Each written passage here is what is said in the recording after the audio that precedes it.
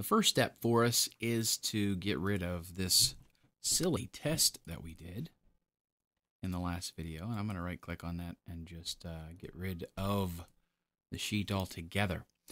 We have, though, on sheet 4 a list of categories and brands. My personal feeling here is that we should name this something, and I'll just name it list.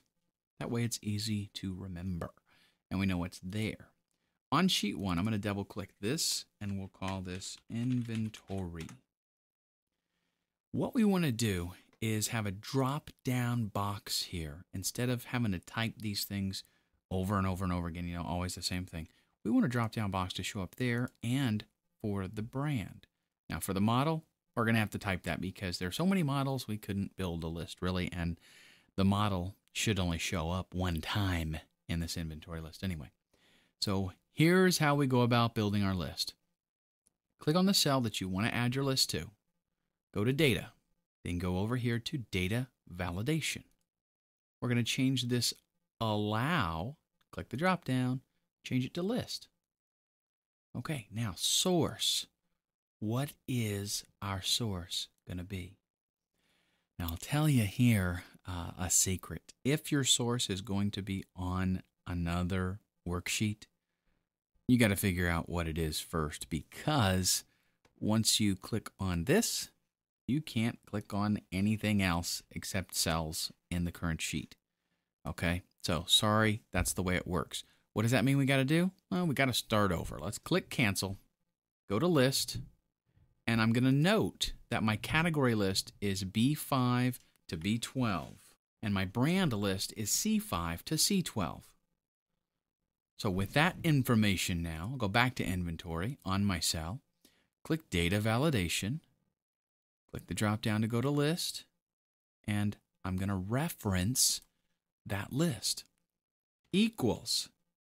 Here is where it comes in handy to know the sheet name. And this is where we reference our other sheet. List, exclamation, B5, colon, B12. Enter. Simple as that. Now what did we get? Well, we get a little drop-down thing that only appears there when that cell is active.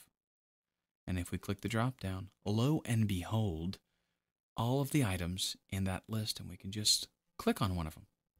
The beauty of this is I can do that all the way down here if I want.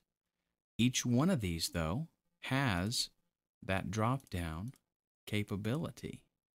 So I can go through here and specify what category my item is in. I need an electric guitar. You know what? I can't believe I didn't put an acoustic electric guitar. That's terrible. Well, watch this. Let's just go back to our list and let's drop the, I don't know what to drop. Let's drop the PA system. Acoustic electric guitar. And actually, that should probably have a slash just to be proper. Okay, good. Now what does that mean for my list? Well, that means that it's automatically in the list because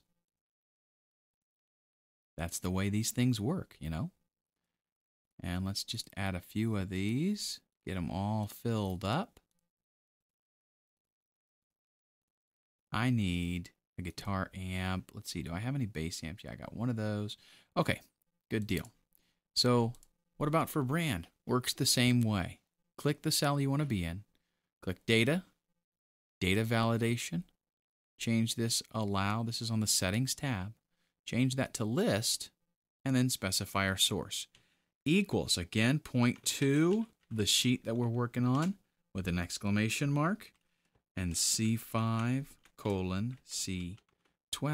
Of course, you can expand that, make it whatever you want. I'll click OK, and before I even enter anything in there, I'll just click and drag and fill that whole thing. So now I can go in here and specify whatever brand I want. Digitech doesn't make acoustic guitars. Ken, come on. Let's do a Martin. Digitech makes signal processors. There we go. It's going to be a Fender bass. Okay, so you see how this works. This is a major big time saver tip, I would say. But I'm not going to charge you any extra because, you know, you already bought the training. So another Washburn guitar. Let's see. Let's do a Taylor electric acoustic, or acoustic electric as it would be. Fender electric. Let's do an Ibanez electric bass and a guitar amp. We should have Marshall in here. I can't believe I don't have Marshall. I can do Fender though. Great. Let's go ahead and save that document. So now we have referenced another sheet. We've created a drop-down list based on a list from that other sheet. And I think now we're ready to apply this. We're going to kind of leave this particular spreadsheet all by itself for a little bit. We saved it. It's okay. But we're going to go over to another sheet and create something that's way more intense than this. And we'll start on that in the next video.